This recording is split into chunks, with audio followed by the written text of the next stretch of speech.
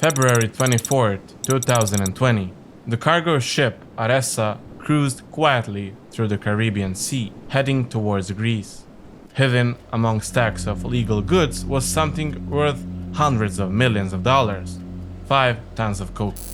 Hours earlier, a fast-moving speedboat had approached the massive ship. The crew quickly transferred sealed bricks of coke on board, hiding them in secret compartments prepared ahead of time. But this time, they weren't alone. Law enforcement had already spotted the speedboat. They saw the transfer. They knew exactly what was happening, and now the Aressa was marked. The cartel's perfect shipment was already doomed. The hunt had begun.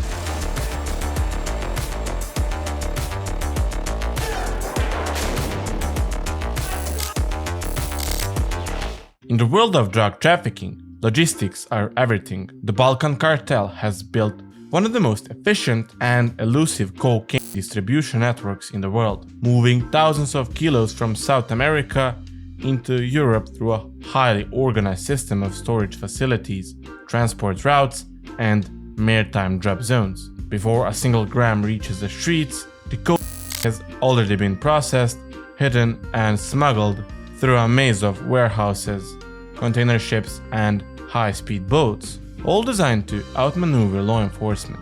The cartel's coke supply comes directly from producers in Colombia, Peru, and Bolivia, where the raw coca leaf is refined into high-purity powder. But before it can be transported, it must be stored. The Balkan Cartel doesn't deal in small shipments. Their supply moves in tons, requiring a network of secure storage locations in South America. Industrial warehouses, disguised as legitimate businesses, act as a primary storage hubs. Some of these facilities operate under the cover of food distribution centers, import-export companies, or agricultural suppliers. The drugs are kept in heavily guarded locations, often controlled by local gangs that work closely with the cartel.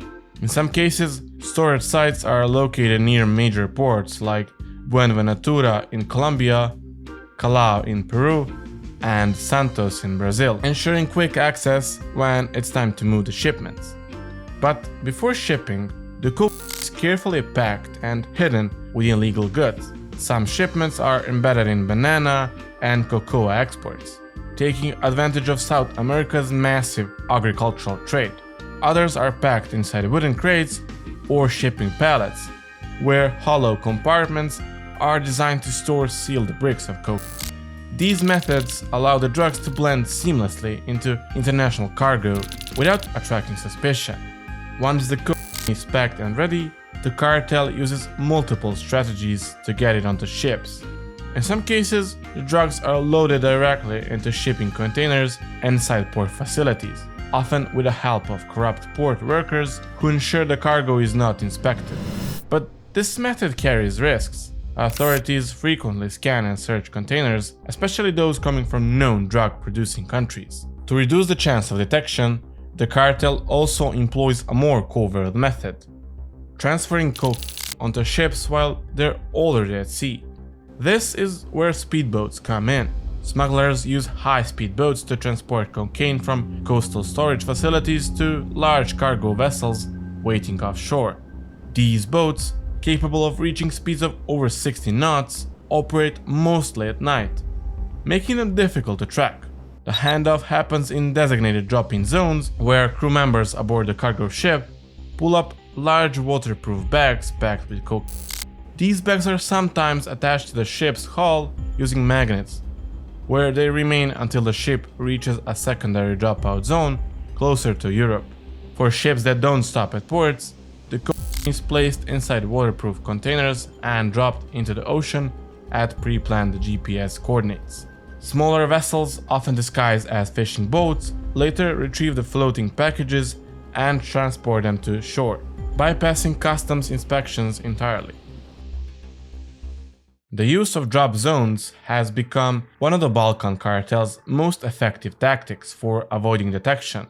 These zones, usually located in international waters, serve as a handoff points where cocaine is transferred from one vessel to another before reaching its final destination. As a cargo ship approaches Europe, it slows down in a designated dropout zone, typically near the Canary Islands, off the coast of Portugal, or in the Adriatic Sea.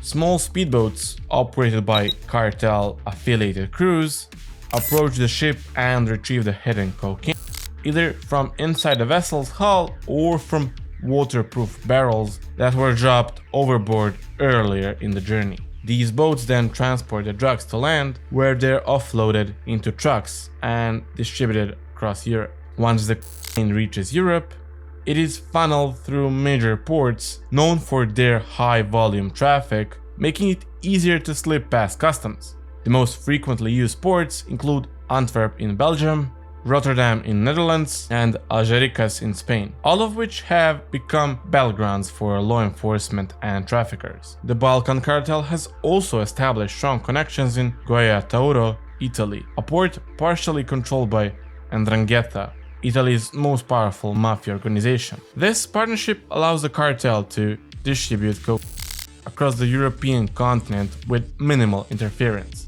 Upon arrival, the coke quickly transported to warehouses and safe houses in industrial zones, where it is repackaged and prepared for sale. From there, the cartel's distribution network ensures that it reaches dealers in cities across Europe. Moving tons of coke across continents required coordination. Shipments had to be planned, payments arranged, and potential threats handled, all without leaving a trail.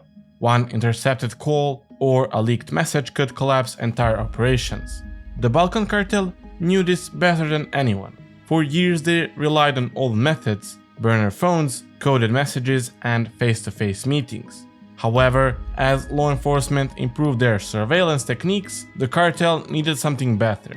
A tool that would allow them to communicate freely, without fear of being tracked or recorded. That's when they turned to Sky ECC.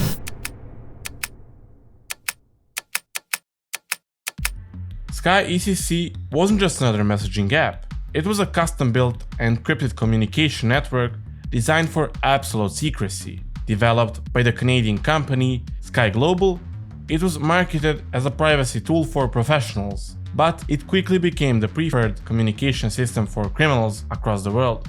Sky ECC phones were specially modified devices that had no traditional calling, texting, or internet browsing. They were stripped down to a single function, sending and receiving encrypted messages. Every message was automatically deleted after a set time, leaving no record of conversations. The phone had a panic wipe feature. If someone was arrested, a single command could erase everything instantly. But Sky ECC wasn't like apps such as WhatsApp or Signal. It was a closed network, meaning only people with Sky ECC devices could communicate with each other. This created a private, criminal-only ecosystem where drug lords, hitmen, money launderers, and corrupt officials could discuss business freely.